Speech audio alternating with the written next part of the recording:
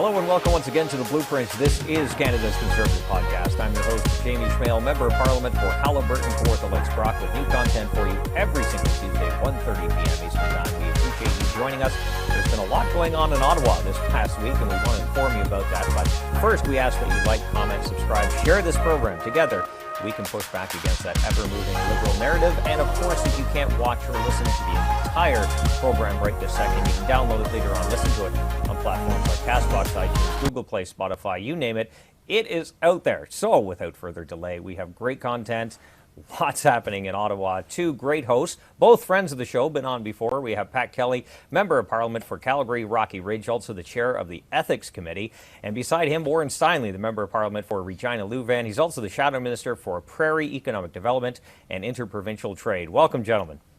Thanks very much. Thanks, Dave. I don't even know where to start here, but first, let's give Warren a bit of a shout out. He did something that pretty amazing, something that really hasn't happened. Warren, why don't you tell us? I'm not going to take anything for this. You tell us what happened, because it is pretty amazing. Well, thank you very much, Jamie. And it's not just me, but my 13 colleagues from Saskatchewan. We have 14 out of 14 Conservatives in Saskatchewan. And last week, we were able to put forward an opposition motion that actually changes the Constitution of our country. So we were the first opposition to do this, and what it does is there's an unfair tax exemption in Section 24 of the Saskatchewan Act for CP Rail, and it was really a handshake agreement that it was supposed to be removed back in 1966. It's currently before the court case, and we had unanimous consent from all parties across in the House of Commons to move this forward, and it was passed unanimously at the Saskatchewan legislature to bring it to the House of Commons, and we've done our job. Now, once the Senate moves this motion forward, which they've talked about it already, and it passes, we will have officially changed the Constitution for the Saskatchewan Act and saved Saskatchewan taxpayers, hopefully $341 million. So it was a big day. My colleagues from Saskatchewan did a wonderful job giving speeches, and we're really happy that we were able to move this forward on behalf of the people of Saskatchewan. Yeah, sadly, it kind of didn't get the publicity I think it deserved, because there was a lot of other things going on, which we're going to talk about shortly. Yeah, that's for sure. But, you know, in these jobs, sometimes you get to have a really big win, and maybe not a lot of people hear about it. But in the follow-up, we're going to make sure that people know that we are always on Saskatchewan's side, and they have 14 strong MPs from Saskatchewan getting the job done and listening to what the people of Saskatchewan wants. It comes down to fairness, tax fairness, and respecting provincial jurisdiction. So we had a lot of support with that, with the Saskatchewan legislature passing this motion unanimously. We wanted to make sure that we also respected what the province wanted as well. Well done, especially in opposition. So well done to you and the Saskatchewan team here. Thank you very much. That's amazing. So, well, let's move on to the Emergencies Act. We know that the Prime Minister has made an announcement yesterday to give notice that the Emergency Act will be coming into effect. The piece of legislation, which we have not seen yet, will have to be debated in Parliament. So it does a whole bunch of other things. It gives the police more tools at their disposal, helps them to restore, in this wording, order in places where public assemblies constitute illegal and dangerous activities, such as blockades and occupations. It talks about border crossings, about bank accounts and that sort of thing. So there's a whole lot of pieces to it. We haven't seen all the details yet. We're still waiting for it. That's just the quick overview, the 10-second overview. But Pat, maybe I'll go to you. It's strange that we even came to this point. Oh, it's unbelievable, and we like you said, we've had really less than a day here. It's not quite clear yet how this is all going to play out. So we'll have to wait and see what the government actually tables and what we'll be asked to vote on. But there's no way that this should have ever come to this. And you look at a government that the other opposition motion that we had last week, where we simply called upon the federal government to table a plan by February 28th on how they plan to eventually wind down all of the COVID restrictions. Certainly not an unreasonable request that we could ask the government. We've been 2 years to table into the plan. this, right? Well, absolutely, and not the first time we've asked either. Mm-hmm. I mean, we've asked on behalf of small business owners for well over a year to just take us through and show us some light at the end of the tunnel. So the federal government hasn't been effective in managing any of the sort of crisis that this has come to with the tools and powers that they already had. And my concern is that that this is just also yet another example of Liberals when it comes to posturing and appearing to do something rather than actually doing something. And we're going to have to see what they actually put in front of Canadians in the Parliament for us to vote on in the days to come.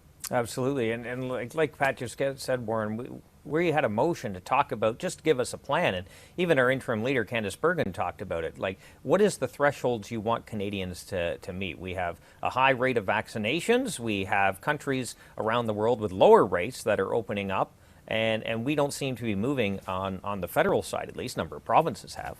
Yeah. But that seemed reasonable. We're 2 years plus into this. Well, for us, being from Saskatchewan, Premier Moe has laid out a plan of, first we're going to limit and get rid of the vaccine passports and then masking at the end of February. So he laid out a plan of how Saskatchewan residents can get back to normal, and Jason Kenney's done the same, and Manitoba and now Ontario have also laid out a plan, in Quebec. So I think it's incumbent to ask for that. Like Pat said, we had a motion similar to this in March of 2021 asking for a plan. And now what we see in Ottawa, I think, is a reaction from Canadians that this government just has not said what's their end goal. How do we get through this pandemic to an endemic and learning to live with COVID-19? I believe medical health officers across the country have talked about living with it, from Bonnie Henry to Dr. Theresa Tam. They've talked about learning to live with COVID, and the government now and the Trudeau Liberals just have refused to put forward that plan. So this protest really lies at the feet of this Prime Minister and his cabinet, and is an unwillingness to tell Canadians how we're going to move past COVID-19. I think we're all sick of it. You're seeing in Alberta, you're seeing a lot of the restrictions being lifted. There must be people just upset. Yeah, they just want to see a path. As Warren has said, jurisdictions all over the world, including in Canada, are tabling their plans, and this government is refusing to table one of their own. But part of what has really created the crisis of sort of anger and just people of with a variety of opinions on what restrictions should be and whether they should be eliminated completely, immediately, or not. What the Trudeau government has done is turned up the heat by stigmatizing, chastising, name-calling, resorting to sort of the lowest ways in which to divide Canadians, quite cynically, seemingly for his own political agenda, and it's unbecoming of a prime minister to come out and say these people over here are, to name call and as he has done, certainly not going to help Canadians come together and help people to respect one another.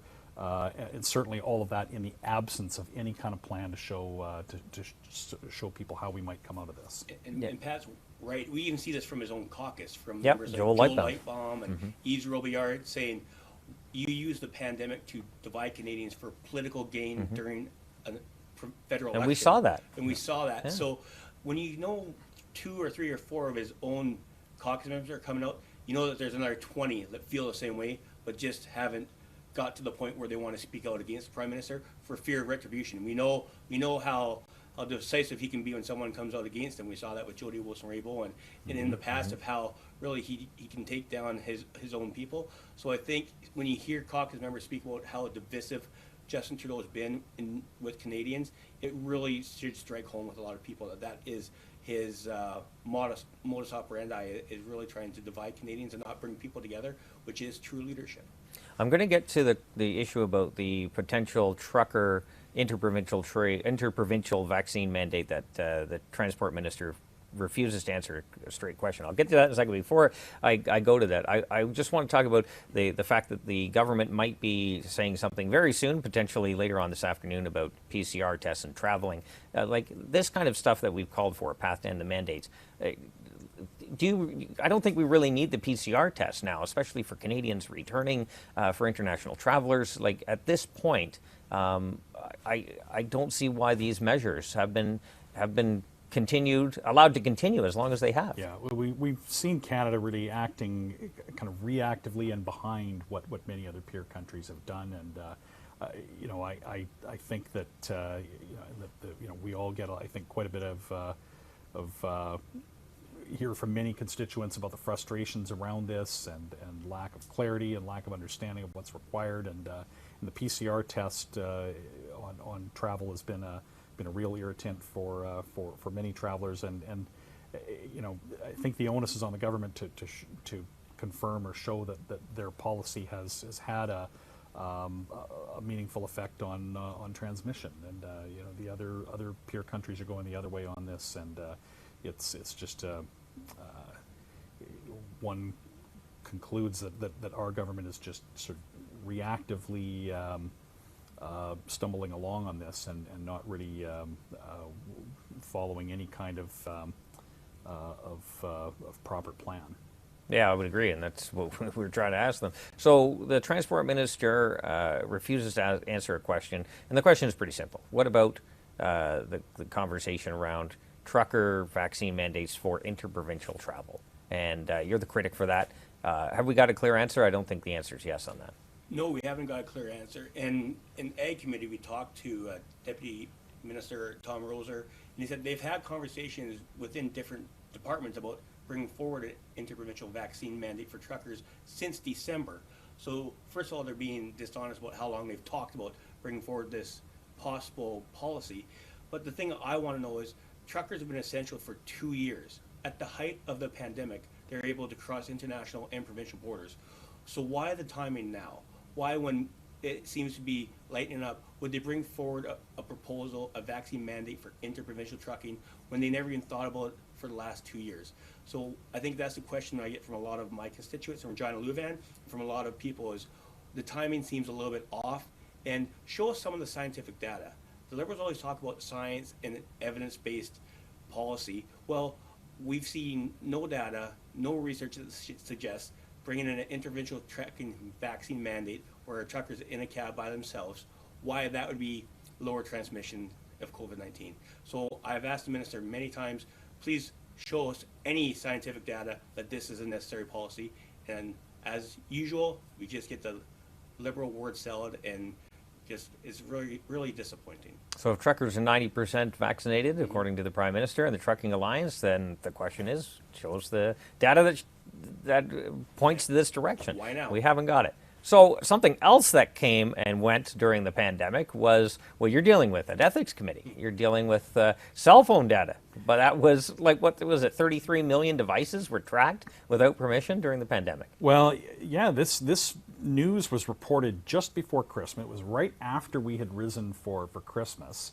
There was suddenly a request for proposal for a contract to extend a data collection program that nobody knew was happening, and extend it for another 5 years. And it was reported that the federal government had received de-identified mobility data taken from, it was reported, 33 million mobile devices. Well, that's a lot of devices. That's pretty much everybody with a phone. Yes. So the government has insisted that nobody's privacy has been violated because the information they receive is de-identified.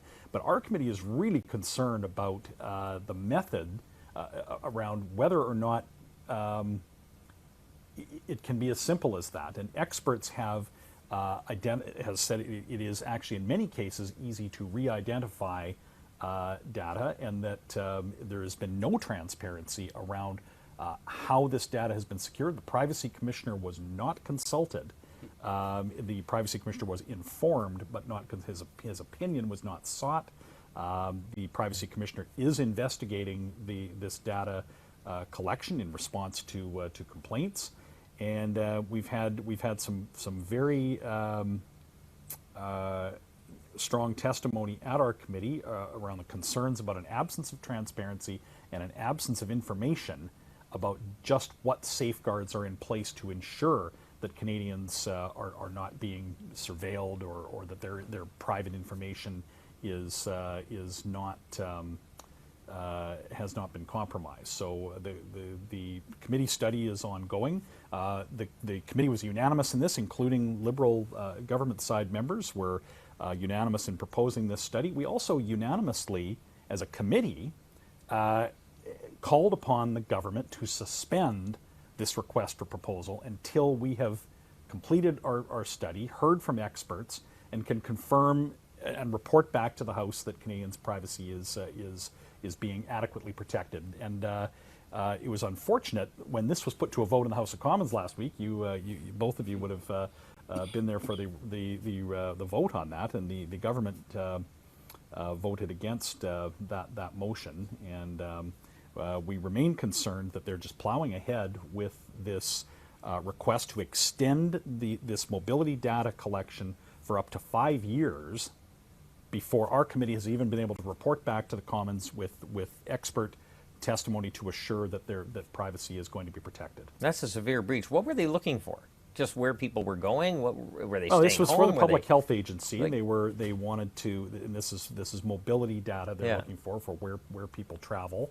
And I mean, there are just more questions than answers, Absolutely. I guess, around this. And it would seem to me premature to plow ahead with the contract. They've actually they initially had a deadline for this RFP before Parliament even resumed. So it was like Parliament rises for winter. That's convenient. They put out the request for proposal with a deadline before Parliament resumes. They wanted to have this contract all done and have this program continue on for 5 years before there was any opportunity for parliamentary scrutiny. They have postponed the RFP a couple of times, but they won't rescind it. And it seems that the postponement now might have more to do with whether or not they've actually got a bidder on the contract. Oh, wow. So just for our viewers, Pat, are you saying the same Liberals that voted for it unanimously at committee then voted against it in the House of Commons? Well, it would seem so. Yes, they changed their mind, I guess, between the committee meeting and the vote in Parliament. Well, we have to get out of here. Sadly, I want to continue on. There's so many other topics I want to talk about. As you both know, you both have been on the show before. I always give the guests the last word. Pat, why don't we start with you? Take it away. Well, just thanks for having me on the program, and I hope that maybe there will be a little more, and thanks for getting us into the discussion on the data collection, because I think that's really important, and I hope that amid all of the other things that people are talking about, there's no shortage of news right now, that this will be good information for people that are concerned about privacy. Warren. I just thank you, Jamie, for having us on once again, and it's just a pleasure to be a guest, and we're going to keep fighting to make sure Canadians can start getting back to their everyday lives. So that's what the Conservatives are going to do. We're going to fight to get rid of the mandates and restrictions so that Canadians can once again take back the only decision-making they have in their day-to-day lives. Absolutely. Well, thank you very much, Pat Kelly, Member of Parliament for Calgary Rocky Ridge, also the Chair of the Ethics Committee, and Warren Steinley, the Member of Parliament for Regina-Lewvan in the beautiful province of Saskatchewan, also the Shadow Minister for Prairie Economic Development and the Shadow Minister for Interprovincial Trade. That is a mouthful. I know there's a lot more topics we needed to get into. There's a lot happening in Ottawa. Unfortunately, we are limited due to time. We have question period coming up in about 10 minutes or so. We need to get back to the chamber. Also, we need to clear this channel so that question period can be broadcast live. So we do appreciate you joining us. We will be back next Tuesday, 1:30 p.m. Eastern Time, with new content for you. Ask that you like, comment, subscribe, share this program. Together we can push back against the ever-moving Liberal agenda. And of course, it's available on platforms like Castbox, iTunes, Google Play, and Spotify. As always, remember, low taxes, less government, more freedom. That is the blueprint.